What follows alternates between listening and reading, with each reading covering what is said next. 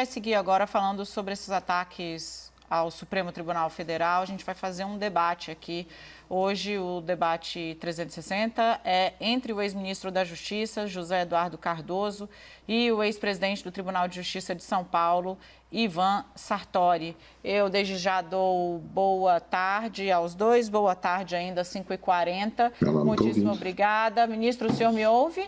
Zé Eduardo Cardoso sinaliza que não me ouve. O senhor me ouve? Eu não estou ouvindo, hein, pessoal? Está sem som aqui. Perfeito. Acho que a gente precisa, então, ajustar o áudio do ministro, ex-ministro da Justiça, José Eduardo Cardoso, foi também advogado-geral da União, para voltar a fazer o debate a respeito desses atos de sábado, com áudio, vídeo, de ameaças ao Supremo Tribunal Federal, com foguetório e etc., já nesse contexto de um discurso cada vez mais bélico por um grupo minoritário contra os integrantes da Corte. A gente já conseguiu ajustar o áudio? Me sinaliza, por favor, ministro José Eduardo Cardoso, me ouve? Ok.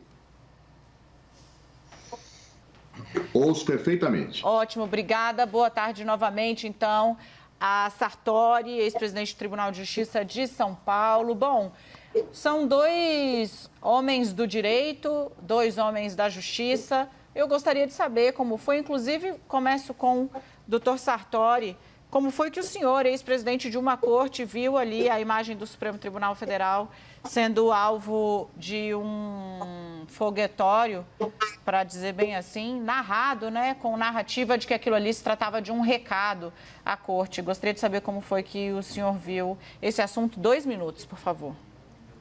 Pois não, Dani, Rafael, cumprimentá-los, cumprimentar o nosso ex-ministro aí, Cardoso, conheço muito bem pelo seu cabedal, cumprimentar os nossos ouvintes aí, os assinantes. Bom, o que acontece é o seguinte, eu tenho defendido que a liberdade de expressão, né, livre liberdade de expressão, também de manifestação, incisos 4º e 16 da Constituição Federal, isso tem que ser preservado, isso tem que ser resguardado com a maior largura possível, inclusive manifestações contrárias efetivamente aos poderes, dizendo que se o poder vai fechar o Supremo, vai fechar o Congresso, etc. e tal. Isso é tranquilo, porque é liberdade de expressão, ainda que a gente não concorde. Agora, aí eu não sei efetivamente quais as provas que se tem lá no inquérito, né?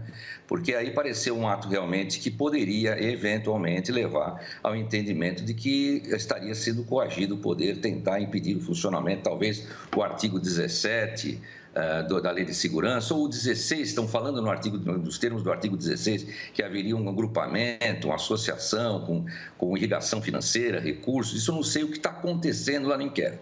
Agora, uma coisa é certa, essa prisão jamais poderia ter sido decretada por um ministro do Supremo Tribunal Federal, pelo simples motivo de que, já foi dito aí pelo nosso repórter, ela não goza de prerrogativa de foro, ela não tem prerrogativa de foro. Isso era um caso para ser encaminhado à Polícia Federal e o inquérito, então, se desenvolver sob a regência de um juiz federal de primeira instância, sabendo que a Lei de Segurança Nacional hoje foi, embora recepcionada pela Constituição, a competência da Justiça Militar já foi preterida pela nossa Constituição. Hoje é a Justiça Federal que julga esses casos. Então, o que eu vejo aí, a única ilegalidade que eu vejo, porque eu não conheço o inquérito, pode ser que haja realmente algum conteúdo para que se possa efetivamente, para que possa embasar essa prisão, mas o fato é que a autoridade que decretou a prisão é incompetente. É incompetente porque ela não tem prerrogativa de foro. O vício que eu vejo é esse. Agora, lógico, não se pode admitir, né, intimidação aos poderes, não se pode admitir a intimidação dos ministros. Doutor Sartori, tempo, por favor. Pode-se falar efetivamente sobre o que se pensa. Perfeito. Eu vou passar a palavra a Zé Eduardo Cardoso, lembrando que são 2 minutos e eu vou mesmo interromper para a gente ter alguma paridade de armas no debate, senão a coisa não funciona. Ministro, por favor, 2 minutos. Bom, quero saudar você, Dani, saudar Rafael, saudar o doutor Sartori, que foi um brilhante presidente do Tribunal de Justiça de São Paulo. Eu queria dizer o seguinte, a meu ver, existe todo um conjunto de situações que já são até quase fatos notórios. As ameaças feitas pela senhora Sara, as afirmações feitas de ameaça ao ministro Alexandre de Moraes, codificam vários delitos desde coação no curso do processo, quando ela começa a ser investigada no inquérito, um inquérito em que os membros do Supremo Tribunal Federal são vítimas, e por essa é a razão pela qual o Supremo é o competente para este inquérito e para as medidas. Eu tenho a possibilidade do crime de ameaça, e eu tenho, junto com tudo isso, a possibilidade, até, se quiser, a Lei de Segurança Nacional. Então, não faltam crimes para que efetivamente possa se investigar, tendo o ministro do Supremo Tribunal Federal como vítimas, e, portanto, o foro, com todas as vênias, aí o doutor Sartori é o Supremo Tribunal Federal, e, portanto, uma prisão temporária, a meu ver, rigorosamente correta, que, inclusive, poder-se-á transformar em preventiva, pela ordem pública, que é frequentemente utilizada quando situações desta natureza ocorrem. Até porque a prisão temporária, nesse caso, se associa à associação criminosa prevista no artigo 288 do Código Penal.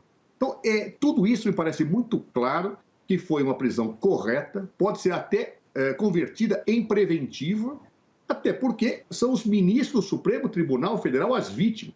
E a própria Lei de Segurança Nacional deixa claro, se quiserem seguirmos por ela, que crimes contra a honra contra o Supremo Tribunal Federal também podem ser praticados, podem ser, evidentemente, apurados com base nesse dispositivo, além dos crimes contra a honra que estão no próprio Código Penal.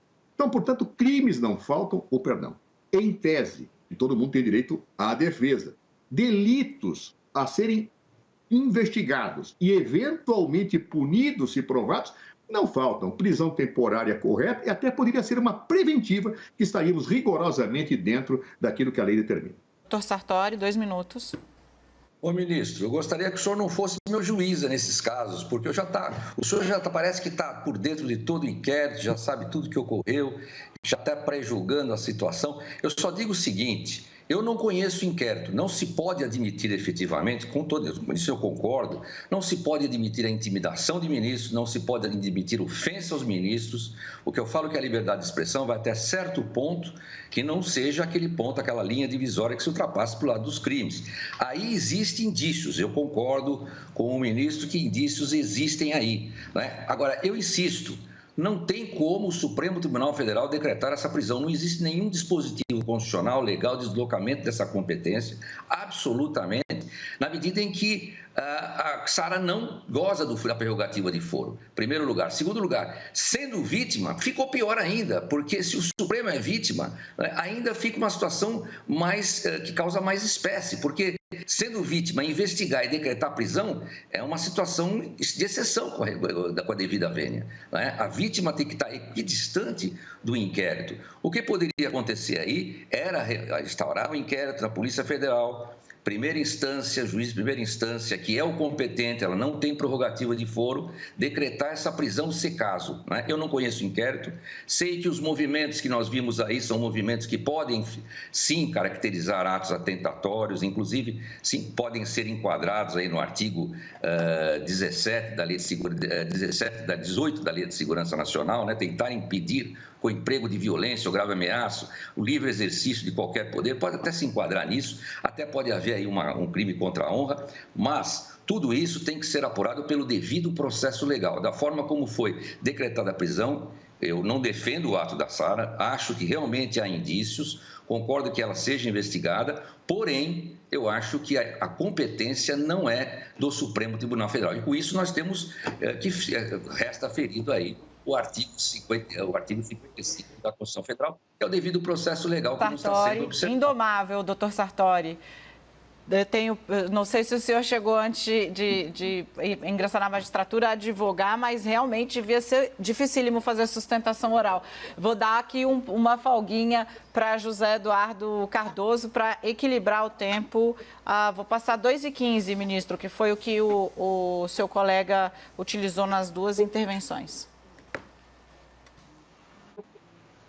Veja, há um inquérito aberto pelo Supremo Tribunal Federal que na origem foi controverso, se poderia ter aberto, se havia fundamento legal com base no regimento interno do Supremo Tribunal Federal ou não. Mas eu defendi que havia legalidade para esse inquérito desde o início. Mas a partir do momento em que está aberto esse inquérito para apurar as fake news e que uma pessoa investigada por esse inquérito ameaça a Suprema Corte, organiza pessoas para atacarem fogos, dizendo, olha, vamos destruir vocês, Essa é a simbologia que está colocada. Na medida em que essa pessoa ameaça escancaradamente em vídeos que divulga na internet ministro do Supremo Tribunal Federal, parece claro que este inquérito, tocado pelo Supremo Tribunal Federal, é o competente, sim, para investigar isso. Não teria sentido um juiz de primeira instância, diante desta realidade, com todas as vezes do doutor Sartori, presidir essa situação. É o Supremo, já tem um inquérito aberto. Não tem sentido deslocar-se esta competência quando o Supremo é o órgão ameaçado, quando o ministro do Supremo são atacados por fake news e ela pratica coação no curso do processo, em tese. Por que coação no curso do processo? Porque ela gravou vídeos, ela ameaça a partir do momento que ela é investigada. Inclusive numa situação bastante curiosa, que parece que ela quer ser presa, né? Ou seja, as cenas da prisão mostram bem isso, ela mostrando, procurando, eu sei que você foi presa, chega a gravar vídeos dizendo isso. Então me parece claro, indiscutível, que, aliás, doutor Sartori, eu diria o seguinte, a democracia tolera tudo, tudo, menos aqueles que querem suprimir. A democracia tolera tudo, menos a sua supressão violenta. Como dizia um ilustre jurista, a própria noção de direito envolve a noção de limite. E por fatos notórios, sem conhecer o inquérito, mas pelo que eu vi na televisão, dos vídeos gravados, das cenas gravadas, desta organização presidida pela senhora Sara, eu não tenho dúvida nenhuma. O Supremo é competente e há indícios seríssimos. Eu só não falo provas definitivas, porque eu defendo o contraditório e a ampla defesa a ser realizada no momento certo, ou seja, após a eventual denúncia que, acredito eu, deverá ser realizada pelo Procurador-Geral da República. Desembargador Sartori, eu vou fazer uma provocação aqui então ao senhor. Se tudo que acontece e aconteceu contra ministros do Supremo Tribunal Federal tivesse acontecido quando o senhor era presidente do Tribunal de Justiça de São Paulo, contra o senhor ou contra os seus colegas desembargadores, que atitude o senhor tomaria e que tipo de caminho o senhor acha deveria ter um inquérito como esse parecido lá no Supremo Tribunal Federal? Rafael, eu não estou, com relação aos indícios, eu não estou discordando do ministro e nem do que está aparecendo aí na televisão. Só que, como juiz, eu tenho que conhecer os autos para saber efetivamente o que existe lá contra essa moça. Se há indícios, e é lógico que eu sou contra esses atentados diretos contra os ministros do Supremo, evidentemente que você intimidar, você agir de violência, isso eu sou contra, absolutamente contra, não tem a menor dúvida. O problema é a questão da competência. Não há um dispositivo legal qualquer que admita essa competência privilegiada de prerrogativa de foro para um cidadão comum. Nem mesmo o artigo 43, se não me engano, do Supremo Tribunal Federal, que tem sido aplicado, é um dispositivo de 1980 e é um dispositivo para ser aplicado no recinto do tribunal. Tem força de lei dentro do recinto do tribunal, nos limites do recinto do tribunal. Quando você começa a aplicar um dispositivo de regimento nacionalmente fora dos muros do tribunal, isso gera ilegalidade e quebra o princípio da legalidade. Agora, lógico, eu sou absolutamente contra, que fique claro, atos atentatórios a qualquer dos poderes, a qualquer dos ministros, essas ameaças contra ministros. Não posso admitir isso, efetivamente. Agora, manifestação pura e simplesmente de fechar o Supremo, fechar o Congresso sem qualquer consequência, sem violência, eu acho que está dentro da liberdade de expressão, o que parece não ocorrer aí. Há indícios realmente. Eu só me bato pela competência. E não há mesmo um dispositivo que possa autorizar essa competência originária do Supremo Tribunal Federal. Okay. É a única discordância minha do ministro. É só isso. Tá joia. 2 minutos para o senhor, ministro. Também a minha fraterna discordância, o doutor Sartori. Quando eu tenho um fato que é divulgado pela rede mundial de computadores, ele se reproduz fora do tribunal e dentro. Ou seja, basta eu abrir a rede mundial de computadores dentro do Tribunal de Justiça, do Supremo Tribunal Federal, e lá estará a ameaça feita contra ele. Então, é o tipo de uma situação que os médicos explicam uma interpretação que acompanha a evolução da vida. O regimento do Supremo Tribunal Federal foi interpretado corretamente a abertura desse inquérito, porque um fato divulgado pela internet repercute fora, ameaça fora do recinto tribunal e dentro. Então, que repercute dentro, está legitimado o regimento interno do Supremo Tribunal Federal a autorizar, como fez o ministro Dias Toffoli, a abertura de um inquérito. Ou seja, nós não podemos ter uma interpretação formalista e rígida em épocas de internet, porque senão nada seria aplicável à internet. Ou seja, a internet, ela difunde informações dentro e fora dos lares.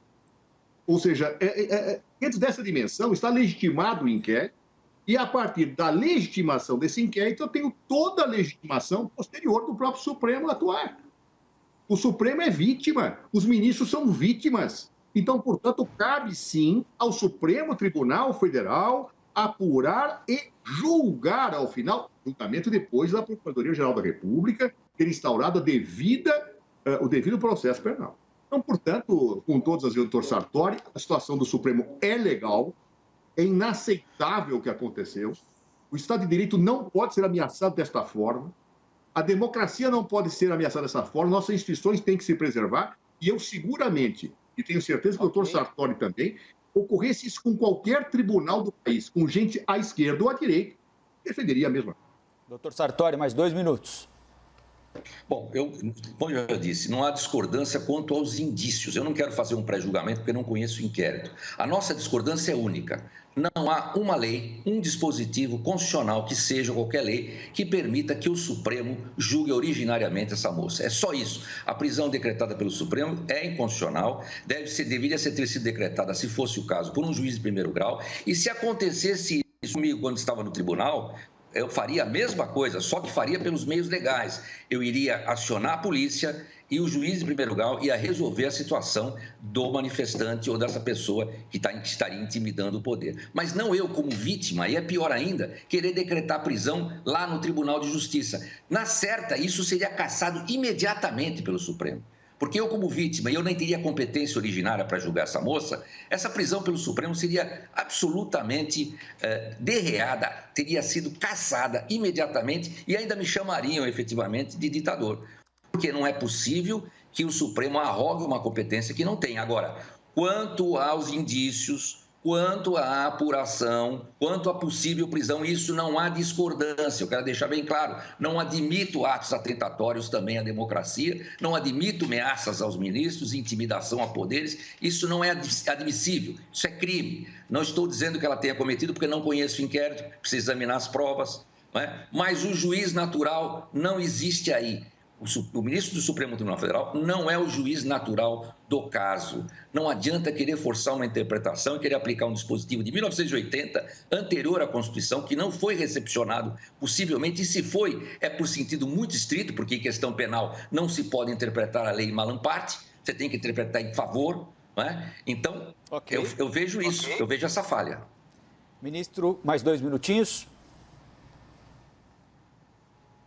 Eu diria o seguinte, o doutor Sartori tem toda a razão em relação ao Tribunal de Justiça, porque o regimento do Tribunal de Justiça não poderia prever a abertura desse inquérito. Por quê? Porque quem legisla sobre processo penal é a União. Como o regimento do Supremo Tribunal Federal tem força de lei, há uma competência outorgada ao Supremo para tratar desses assuntos, no que diz respeito à sua atividade interna. E é por isso que é válido o regimento do Supremo Tribunal Federal quando prevê esta abertura de inquérito. Ou seja, está absolutamente concetânea à Constituição de 1988 essa situação. E como os fatos divulgados pela internet repercutem dentro e fora do Supremo, na medida em que, portanto, isto entra internamente ao Supremo, interpretou o ministro Dias Toffoli, a meu ver, repito, corretamente, a abertura de um inquérito valendo de uma norma legal do regimento interno. O doutor Sartori não poderia fazer isso, realmente não poderia, porque ele estava num órgão estadual que não tem essa possibilidade. Se o regimento do Tribunal de Justiça de São Paulo viesse a prever isso, seria inconstitucional, porque o Estado não pode prever situações desta natureza no plano do processo penal.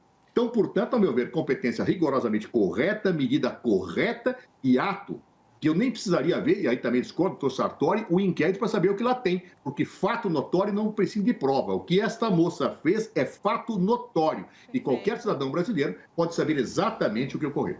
Ok, para esclarecer aqui a quem está nos acompanhando, a gente falou logo cedo, mas é bom deixar claro, né? Existem vários inquéritos no Supremo Tribunal Federal tratando de temas afeitos a essa moça, mas a prisão dela foi decretada no inquérito que investiga o financiamento, a participação de parlamentares na organização desses atos antidemocráticos que sistematicamente contam com faixas pelo fechamento do Congresso e do Supremo. Então, esse inquérito no qual o pedido dela de prisão foi feito está no Supremo por conta da vinculação ou da suspeita de vinculação de parlamentares bolsonaristas na organização desses atos. Mas, doutor Sartori, para dar alguma concretude ao que a gente está discutindo, já que era sobre o ataque ao Supremo, mas passamos a falar da prisão dessa moça, eu vou ler aqui um vídeo postado por ela, a transcrição. Não vão me calar, abre aspas, tá? Por favor, não vão me calar de maneira nenhuma. Pelo contrário, eu sou uma pessoa extremamente resiliente, pois agora, pena que ele, o ministro Alexandre de Moraes, mora em São Paulo, porque se ele morasse aqui, eu já estava na frente da casa dele, convidando ele para trocar soco comigo. Juro que essa é a minha vontade, trocar soco com esse filho da... de novo, outro palavrão. Infelizmente, eu não posso. Ele mora em São Paulo. Pois você me aguarde, senhor Alexandre de Moraes. Nunca mais vai ter paz na sua vida. A gente vai infernizar a sua vida. Nós vamos descobrir os lugares que o senhor frequenta. A gente vai descobrir quem são as empregadas domésticas que trabalham para o senhor. A gente vai descobrir tudo da sua vida até o senhor pedir para sair. Hoje, o senhor tomou a pior decisão da sua vida. Eu gostaria que os juristas, como juristas, analisassem o conteúdo dessa fala. Isso está coberto pela liberdade de expressão? 2 minutos para o doutor Sartori. Não, lógico que não. Isso não está coberto pela liberdade de expressão. Isso é muito grave. Eu já falei que indícios suficientes existem para que essa moça seja investigada, o caso seja analisado. Agora, a questão dos parlamentares é que ele era um inquérito que não tinha nenhuma ligação com essa situação. Isso é um grupo restrito, grupo 300, que não tem a mínima ligação com os parlamentares, né? Isso é sabido e ressabido. Portanto, a prisão continua sendo de competência do juiz de primeiro grau. Ele é o juiz natural. E eu insisto, o regimento é lei, tem força de lei o regimento interno do tribunal, mas dentro dos limites do tribunal e não fora, evidentemente, explicando nacionalmente como se fosse uma lei. Se nós poderíamos atribuir ao Supremo a possibilidade de criar aí até um tipo penal. Agora, foi aproveitado aquele inquérito dos parlamentares que lá houve manifestação, simplesmente foi uma manifestação antidemocrática, segundo disseram, eu achei que foi liberdade de expressão. Agora, conhecendo o inquérito, como os ministros podem conhecer, talvez haja até a possibilidade, e esse fato que você narrou aí, Dani, é grave, é sério, eu não posso compactuar e não concordo absolutamente com isso. A minha questão é a seguinte, é a prisão. O juiz que decretou a prisão não é o juiz natural da causa, porque o fato é isolado, esse grupo do 300 não tem ligação absolutamente nenhuma com aquele gesto, aquela manifestação dos deputados. Então, eu insisto, e mesmo que estivesse, haveria necessidade de um desmembramento, porque a prerrogativa de foro não existe aí e não há um dispositivo constitucional que permita esse deslocamento para cima, né? Para instância como uma instância direta originária do Supremo Tribunal Federal. Agora, lógico, temos que apurar isso realmente é grave, atos atentatórios não se podem admitir. Eu acho que esse tipo de manifestação não se pode realmente admitir no Estado democrático. Certo. Concordo absolutamente com isso. A única questão que eu coloco é o juiz natural. Não é o vice Alexandre de Moraes, não é o juiz natural da causa. É a única coisa que eu coloco aí e que deveria ser encaminhada regularmente devido ao processo legal. Obrigada. Gostaria de ouvir sobre essa questão José Eduardo Cardoso. Bem, você lembrou bem, Daniela, além do Supremo ser vítima de ter vários dispositivos, nesse próprio inquérito foram determinadas medidas cautelares contra parlamentares. Então, aí, me parece claro e notório que eles estão investigados também, senão não haveriam as medidas cautelares. Ou seja, por todos esses aspectos, é justificado o foro do Supremo. O doutor Sartori pode questionar se poderia ter sido aberto esse inquérito ou não, eu defendo. Mas uma vez aberto e aceito isso, é indiscutível que a competência é do Supremo Tribunal Federal, pelas vítimas envolvidas, pelos atores envolvidos. Nesta situação que está posta da fala da senhora Sarah Winter, tá mesmo assim, a ela, é evidente, olha, tem coação no curso do processo, porque ela está sendo investigada nesse caso, em tese. Ameaça, em tese. Constrangimento legal, em tese. Indícios de crime nos artigos vários citados pelo doutor Sartori da Lei de Segurança Nacional. E veja, eu não preciso ver um inquérito para isso. São fatos notórios. Vídeo gravado por ela, não desmentido. Portanto, eu não vejo, com todas as vezes, doutor Sartori, Até por esse argumento, se o senhor não quiser utilizar o argumento de que o Supremo já tinha aberto este inquérito, que o juiz natural estava lá, que não temos fake news repercutindo dentro do Supremo, parlamentares estão sendo investigados também por isso. Então, eu não vejo como possa, com todas as vezes, haver qualquer dúvida quanto a ser o Supremo foro competente e o juiz natural ser efetivamente o ministro Alexandre de Moraes. Nós vamos, então, vou tentar trazer aqui, ampliar um pouco a discussão, na verdade, voltar para o berço da discussão que acabou resvalando aí para o fato do dia, mas vamos trazer para a reação que houve em cadeia ontem de presidente do Supremo Dias Toffoli, ministro Alexandre de Moraes, ministro Luiz Roberto Barroso, ministro Gilmar Mendes, o ex-presidente da República Fernando Henrique Cardoso, o ex-presidente da República Michel Temer, o ex-presidente da República José Sarney. Há essa sensação de que há um cerco ao Supremo. Gostaria aqui de problematizar essa reação que ela foi vista poucas vezes na nossa história recente. Os senhores acham que há exagero ou é uma reação na medida correta da sequência de ataques? Claro, Rafa. A falta de manifestação do presidente Bolsonaro. Então, perfeito. Vamos lá. A gente lança aqui primeiro para doutor Sartori. Olha, o que eu vejo é o seguinte, havia um descontentamento com a forma pela qual o Supremo vinha se pautando. O Supremo vinha num ativismo jurisdicional, extravasou até para um campo político, segundo eu defendi, com a cassação do Alexandre, da nomeação do Alexandre de Moraes, aquele vídeo que foi publicado, publicizado, isso é uma coisa. Então, havia um descontentamento, há um descontentamento de uma certa parte da população com relação a isso. Agora, disso, passar para a intimidação, para a ameaça e para cometer esses crimes, evidentemente que isso não pode ser tolerado, absolutamente não pode ser tolerado. E eu não estou discordando absolutamente dos indícios, que são fortes. Só não quero adentrar no mérito, fazer juízo de valor, porque está em julgamento, vai ser analisado, vai ser sopesado. Não é? Agora, não posso admitir, repito, qualquer ataque, qualquer intimidação a ministro do Supremo, ofensa à honra de ministro do Supremo. O que eu digo é que o ministro do Supremo não é, o ministro relator, quem decretou a prisão, não é o juiz natural da causa, porque não existe dispositivo algum na Constituição que permita que um cidadão seja julgado originariamente, não tendo prerrogativa de foro, no Supremo Tribunal Federal. E esse inquérito anterior foi utilizado, não é? O inquérito instaurado contra os deputados foi utilizado, aproveitando-se o gancho sem que houvesse qualquer ligação desse grupo, que é um grupo fechado, o grupo tal dos 300, é um grupo que está se movimentando entre eles, não tem qualquer ligação com o deputado, nenhum deputado nem esteve envolvido, e nem se fala nisso, nessa atividade, nesse ativismo da Sara. Então, por isso que eu digo que a prisão o juiz não é juiz natural, o ministro Supremo não é o juiz natural da causa. É só isso que eu digo.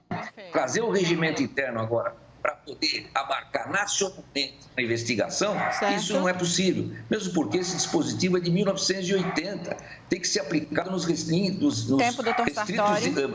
muros do Tribunal de Justiça, do Supremo Tribunal Federal, e não fora. Doutor Sartori. Agora, como manifestação ou não do presidente, isso é uma questão dele, particular dele. Doutor Sartori. Manifestar ou não a respeito de cada inquérito que se instaura. A gente via tanta movimentação. Doutor Sartori, socorro. Tempo, obrigada. José Eduardo Cardoso, seja mais bonzinho, por favor, 2 minutos. Realmente, eu diria a você o seguinte, esses atos são absolutamente intoleráveis. E eu vi manifestações de todos os ex-presidentes da República, praticamente. E do presidente Sarney, e do presidente Michel Temer, e do presidente Fernando Henrique, e do presidente Lula, e da presidenta Dilma. Eu não ouvi do presidente da República atual. Por que será? Por que Jair Bolsonaro cala diante disso? Será que é algum tipo de conivência? Porque o apoiam? Porque ele deseja isso?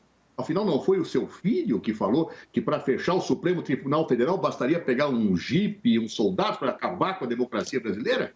Do ponto de vista do respeito ao Poder Judiciário, que é o guardião da Constituição e da nossa ordem jurídica? É evidente. Travou. a imagem, o sinal do ministro Zé Eduardo Martins Cardoso. A gente vai tentar restabelecer com ele, porque a gente estava também chegando já ao momento final do nosso debate, né?